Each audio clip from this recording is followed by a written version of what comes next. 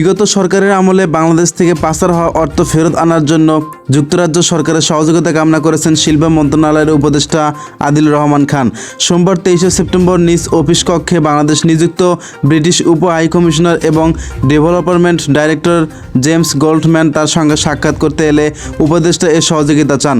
শিল্প মন্ত্রণালয়ের সিনিয়র সচিব জাকিয়া সুলতানা এবং অতিরিক্ত সচিব মোহাম্মদ সলিম উল্লাহ সহ মন্ত্রণালয়ের ঊর্ধ্বতন কর্মকর্তারা এ সময় উপস্থিত ছিলেন।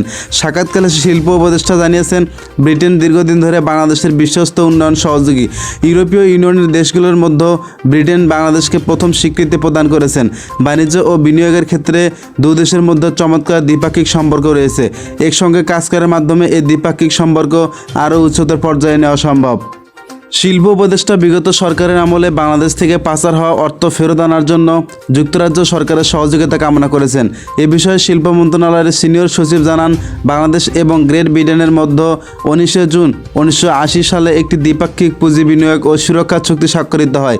এই চুক্তির মাধ্যমে দুই দেশের সরকারি সরাসরি বৈদেশিক বিনিয়োগ সুরক্ষা নিশ্চিত করা হয়েছে। চুক্তিটি হালনাগাদ করার অভিপ্রায় ব্যক্ত করেছেন বাংলাদেশ।